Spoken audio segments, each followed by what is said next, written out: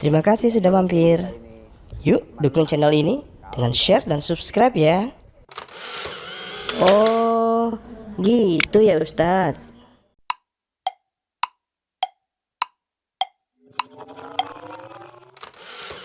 Oh, gitu ya Ustadz.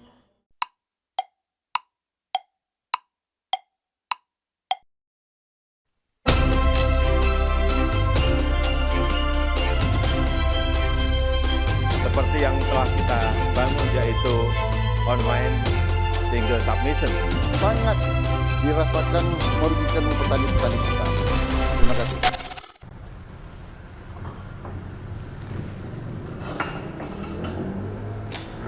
Aduh, lagi bingung nih. Bentar lagi musim coblosan. Coblosan apa bro? Coblosan presiden. Tapi kriterianya gimana gitu loh, aku masih bingung. Gampang bro, kriteria bro. Untuk saat ini tuh bro, yang penting tuh pemimpinnya yang milenial bro. Wah, milenial gimana? Bersih Gaul aja. dong, gaul dong. Terus dia kaya, banyak harta. Wah, siapa tuh kira-kira? Ada bro, kalau di Quran tuh yang pemimpinnya. Assalamualaikum. Ayo, waalaikumsalam Ustaz. Nih apa nih ganggu ngobrol terus antum kayaknya nih? Hah? Wah, Iya Ustaz, ini menarik Ustaz. Wah, Ini kita lagi sharing apa sih? Gimana kepemimpinan yang baik itu? wih, berat banget pembahasannya. Ngopi dulu ya sama antum ya. Iya, Mas, Ustaz. kopi mas, kopi mas. Silakan, Ustaz. Nah, kopi dulu. Ngopi lah itu. Iya, iya. Berat banget materinya itu. Butuh pencerahan. Iya, Pas banget. wah, mas kan? Terima kasih mas ya. Oke. Iya. Nah, Kan pemimpinan itu Ustaz, kalau Nah. dulu tuh ada pemimpin yang memang dia berkuasa Ustaz. Timur dan barat itu dikuasai tuh.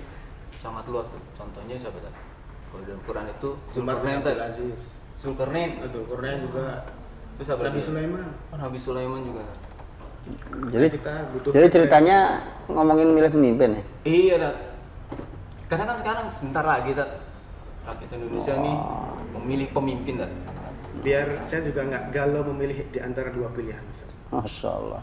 Harus membutuhkan kriteria khusus. Gini, kalau coba lihat ya, antum lihat. Ini ngambilnya memang paling tinggi, kan muslim diminta ngambil contoh paling tinggi dulu. Iya. Dan itu penting bahwa nanti di lapangan tidak seperti semulia contohnya, itu nanti ada kaidah berikutnya untuk menurunkannya. Baik. Ambil yang paling tinggi dulu deh. Yang paling tinggi untuk muslimin kan Rasulullah SAW. Karena itu teladan. Gitu. Coba antum amati deh. Rasul itu dari Quraisy, Arab. Dulu Arab itu tidak dianggap oleh peradaban Persia Romawi. Tapi sampai hari ini Rasul itu dianggap sebagai pemimpin terbaik, baik oleh muslim ataupun oleh non-muslim. Ya kan? Sampai disebut sebagai orang yang pemimpin yang melakukan perubahan paling besar di dunia ini. Contohnya gitu. Iya. Dan makanya pertanyaannya gitu, lah dari cuma suku Arab yang nggak dianggap oleh kepemimpinan besar Persia Romawi tiba-tiba menjadi pemimpin hebat tuh belajarnya dari mana gitu. Nah, itu menarik tuh. Jawabannya tidak ada kecuali Quran. Iya, Tat. Kecuali Quran. Panduannya apa? Nabi nggak belajar ke Persia, nggak belajar ke Romawi ya? Iya, iya. Panduannya Quran. Nah baru tadi itu ternyata seperti kalimatnya Imam Mujahid, ini muridnya Abdullah bin Abbas. Imam Mujahid itu mengatakan gini, ada 4 pemimpin yang pernah menguasai timur sampai barat. Nah, beliau mengatakan musliman wa kafiron. Ada 2 yang muslim, ada 2 yang kafir. Kafir juga, Tat, maksudnya. Nah itu loh menarik itu. Ya kan? Coba bayangin. Iya.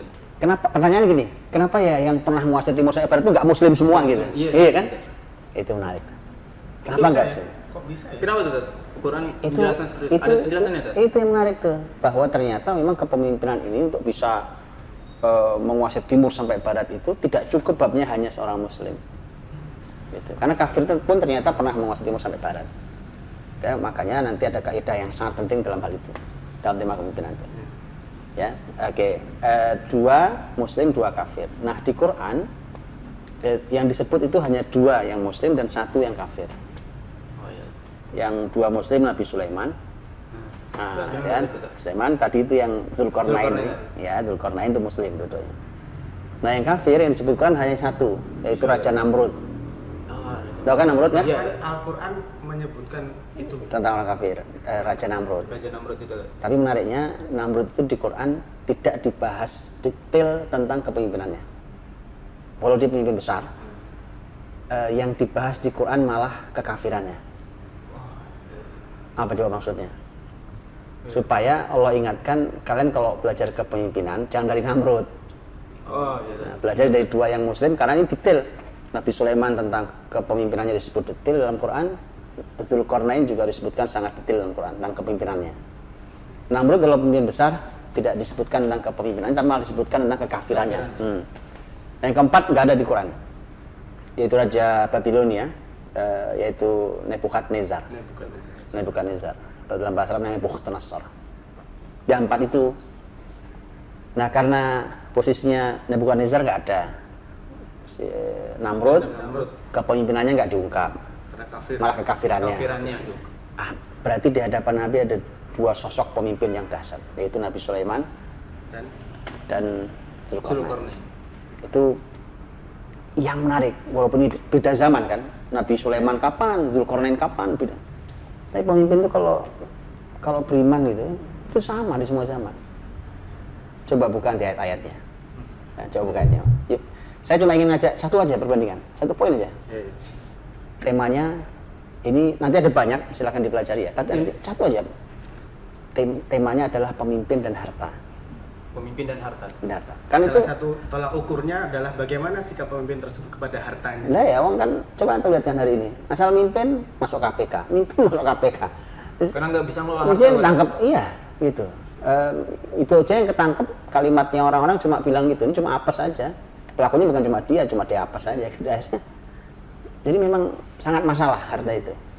Sangat masalah. Ini sudah sekarang kita lihat satu poin saja.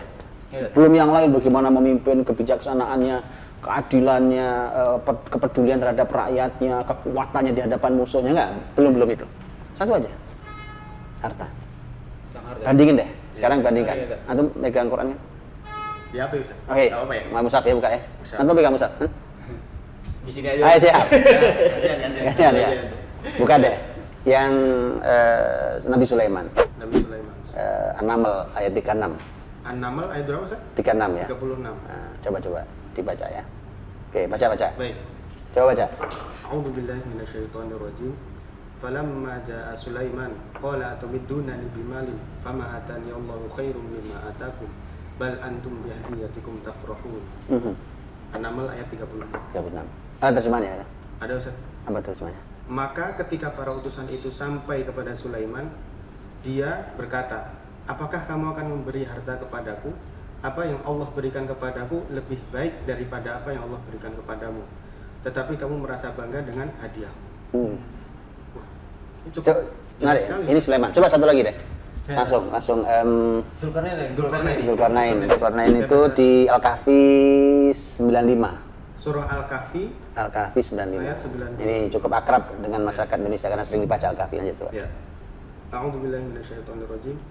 Qala ma makkanni fihi rabbi khairum fa'inuni biquwwatin aj'al bainakum wa bainahum rajma. Surah Al-Kahfi ayat 95. Artinya, dan dia Zulkarnain berkata, apa yang telah dianugerahkan Tuhan kepadaku lebih baik daripada imbalanmu, maka bantulah aku dengan kekuatan agar aku dapat membuatkan dinding penghalang antara kamu dan mereka.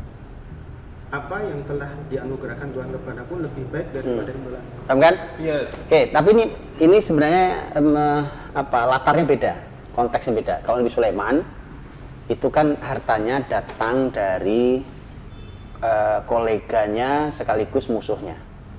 Betul ya? Iya. Ratu Bilqis, negeri Sabah. Di Yaman itu Ya, datang bawa hadiah. Nah, itu menarik tuh kan, ada kalimat hadiah kan di situ ya.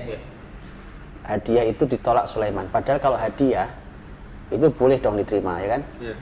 Ternyata hadiah itu adalah istilah yang dipakai oleh Ratu Musyrik, Ratu Bilqis.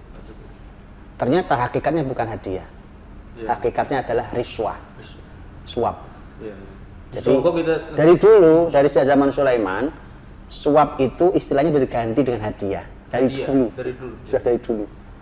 Gitu ya. Jadi kalau hari ini ada yang ngambil Berarti udah dari dulu ya, Mas? dulu ganti Udah nggak kelihatan gitu tadi ya? hadiah, disebutnya hadiah. Makanya Yang nggak dilirik KPK bro. ya, jadi jadi apa tadi itu? Koleganya sekaligus musuhnya.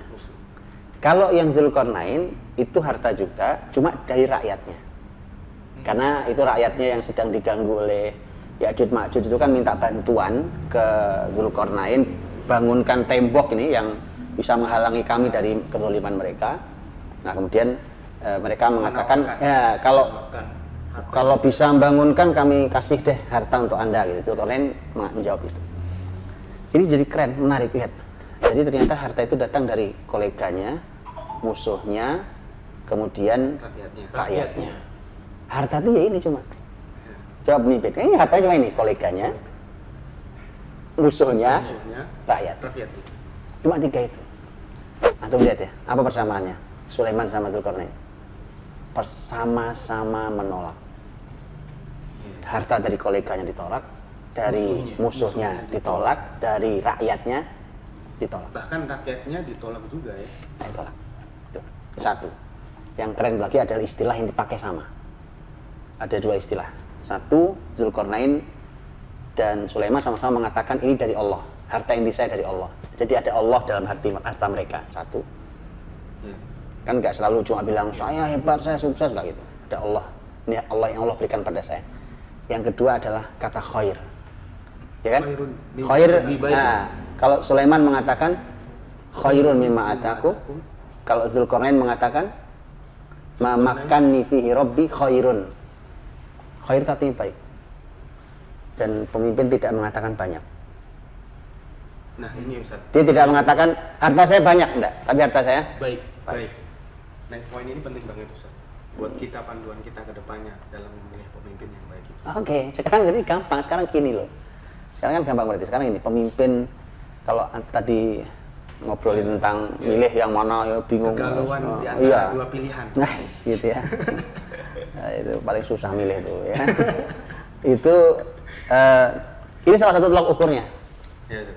Bukan hanya pilpres ya, mau pilkada, mau apa sih. Kalau ada pemimpin yang berani menyatakan sejak awal bahwa saya tidak terima gaji saya, itu nggak cukup. Gaji itu kecil. Yang gede tunjangannya. Antum ngopi berapa tunjangan ngopi? Tunjangan ngopi pemimpin tuh mahal bos di Indonesia. Iya, ngopi baju bisa baru tiap hari batik loh. Iya, belum fasilitas lain. Bukan cuma gaji. Tadi 3 kan, kolega, musuh, rakyat. Gak terima gaji. Saya tidak terima gaji. Saya tidak terima tunjangan saya. Saya tidak terima dana taktis, itu gede banget tuh. Saya tidak terima dana taktis saya. Saya tidak terima gaji saya sebagai komisaris dimanapun perusahaan negara. Kalau ada yang begitu langsung pilih aja. Nah itu biasanya kalau pemimpin yang mau dipilih itu Langsung pilih. lihatkan gajinya, gaji saya akan serahkan ke rakyat. Gaji Tapi mah setelah kecil. itu ada dana taktis, Tunjangan. tunjangannya itu yang paling Belum, besar. dari belum gaji. komisaris Pak. Ya kan? Komisaris BUMN, BUMD. Berapa juta itu? Lah itu makanya ini tolak ukur pemimpin yang luar biasa. Ini salah satu tolak ukurnya. Pemimpin dan harta. Makanya untuk melihat Umar bin Khattab itu waktu beliau jadi pemimpin itu menyimpulkan semua hal ini dengan satu kalimat menarik. Apa itu? Beliau memakai surat An-Nisa ayat 6 yang mengatakan itu kan masalah harta anak yatim. Beliau mengatakan saya dan harta negara seperti pengasuh harta anak yatim. Wa man kana ghaniyan falyasta'fif wa man kana faqiran falyakul bil ma'ruf. Kalau pengasuhnya itu orang berkecukupan, maka dia tidak mengambil. Kalau pengasuhnya miskin, maka dia makan dengan cara yang baik. Umar mengatakan itu. Itu posisi saya terhadap harta negara. Nah, Umar karena bukan orang kaya, maka dia ngambil. Ngambilnya dijelaskan ke rakyat. Gitu. Segitunya Ustaz. Iya, jadi kalau tahu tuh. ngambil jelasin ngambil. Dan muslim itu fair kok. Kalau minta nambah gaji minta aja. Gaji nggak cukup gitu. Cukup bisa nggak masalah. Dan itu halal Ustaz. Halal. Boleh. Nah, jadi Umar mengatakan saya minta kesejahteraan saya dan keluarga itu sebatas tengahnya orang Quraisy. Iya, iya. Karena ada yang level kaya dan level miskin. Nah, saya minta yang tengah. Pertengahan. Satu, untuk saya dan keluarga. Yang kedua, saya minta baju musim panas, musim dingin. Karena Dua beda. Dua baju itu ya, Tat? Ya, pokoknya musim panas bajunya gimana, musim dingin udah saya minta baju. Yang ketiga, saya minta kendaraan yang bisa mengantarkan saya ke tanah suci. Kan beliau tinggal di Madinah. Iya. Yang bisa mengantarkan ke Mekah. Udah, fair. Itu kalau miskin. Minta kalau sebagai pemimpin Nah, minta. kalau itu. sudah punya semua, sekarang tuh lihat presiden sama wakilan yang calon sekarang nih. Wah, Yang miskin yang mana? kayaknya nggak Nggak. ada. Ya ada. sudah. Nggak Kalau ada. kalau ada yang berani mendeklar, pokoknya langsung kita pilih besok, oke? Siap. Siap, Tat. Siap. Oh, gitu ya Ustadz.